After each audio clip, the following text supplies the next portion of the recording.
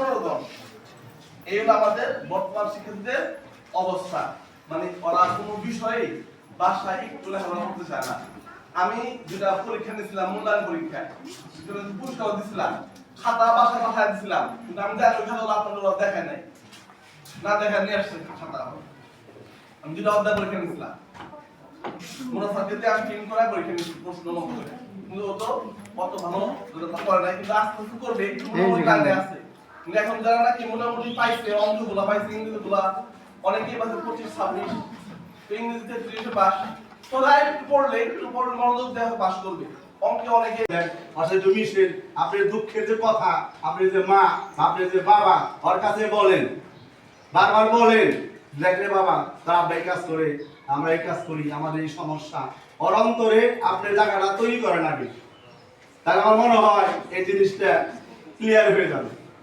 আর তা না করে তাইলে ক্লিয়ার হবে না। আমার কথাটা বলতে হয়, আমার ছেলে আমার ঢাকা থেকে জিজ্ঞেস করলো পরীক্ষা দিয়ে বেড়েছে ভার্সিটি ব্যাপারে আমরা চেষ্টা করছি আদর্শ শিক্ষা প্রতিষ্ঠান আদর্শ হিসেবে পরিচয় দেওয়া। আমাদের চালচলন কাজকর্মের মধ্যে আমি কেমন তেমন সুস্থতার থেকে চেষ্টা করে আসছি, অন্য শিক্ষকরা আমরা চেষ্টা করে যাচ্ছি, আমরা কোথাও কোনো ত্রুটি করি না। আসলে দেখুন, বলুন কোথায় আমাদের ত্রুটি আছে, আমরা কোথায় অলসতা গাফিলতি করি। বিশেষ করে আমার বলতে হয় আমি উনি মাঝে মাঝে হঠাৎ করে এসে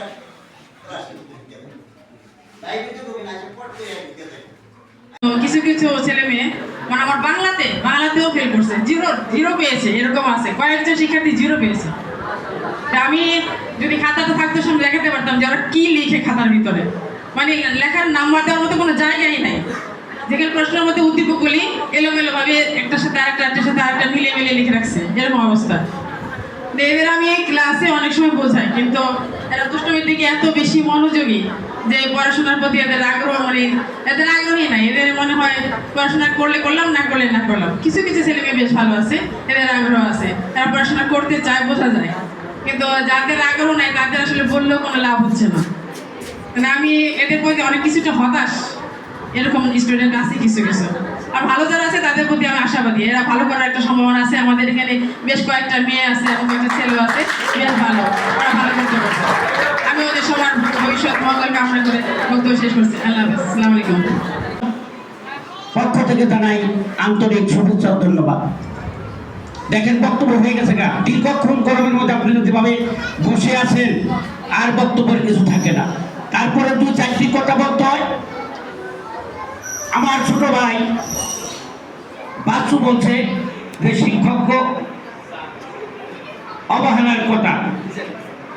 ভাই আমি তোমার প্রশ্ন করে যাই, আমি 6 গ্রামের অভিভাবক সদস্য, আমার মতন কেউ ঘাট আর শিক্ষক যদি 200। এখানে যারা ছাত্রছাত্রী ভাই বোনের আছে বুকে হাতে বলো তো ভাই, তোমরা বুকে হাতে বলবা শিক্ষকরা কি তোমাকে পড়ায় কি পড়ায় না? ব্যর্থ তো কেনা, ব্যর্থ তোমরা। এই কারণে তোমরা ব্যর্থ হলো, স্কুলে ঠিকভাবে আসো না, টিফিনের পরেই পলায়ন করো। আজকে যে বিষয়ভিত্তিক নাম্বারগুলি বললো, আমরাও ছাত্র ছিলাম, এখানে আরো একজন অভিভাবক সদস্য আছে, এও ছাত্র ছিল, শিক্ষকবৃন্দ ছাত্র ছিল, তোমাদের মা বাবারাও এই ছাত্র ছিল আমাদের। তাইলে পড়ালেখায় মাস্টার ভাইটা খাওয়ালে কি এই পড়ালেখা ই হইব নি, হবে নি?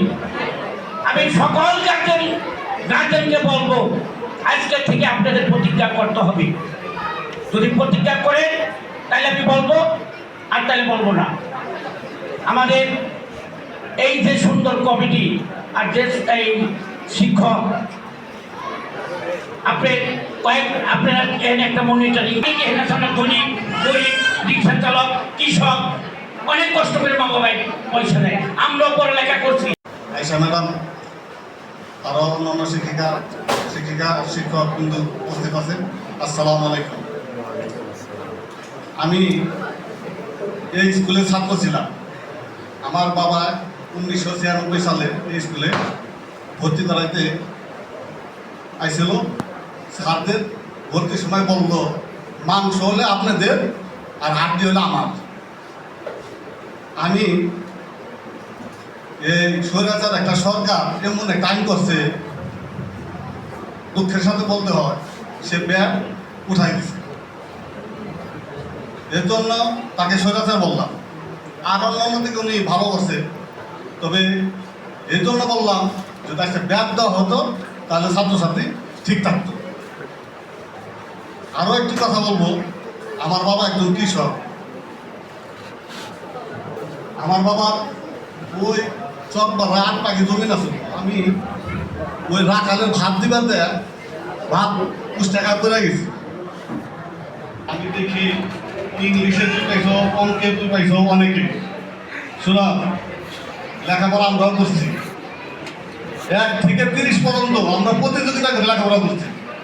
ওই যদি 60 পায় আমি কেন 60 পাবো না, ওই যদি 80 পায় আমি কেন 80 পাবো না। তোমাদের এরকম জিদ থাকতে হবে। তোমাদের জিদ হলে কি কিসের মধ্যে কে কত মোবাইলে তোমার এই অভিভাবকরা যে অপমান হলো, আমার ছেলেও যদি এরকম অপমান হতো আমি লজ্জার ব্যাখ্যা পারতাম না।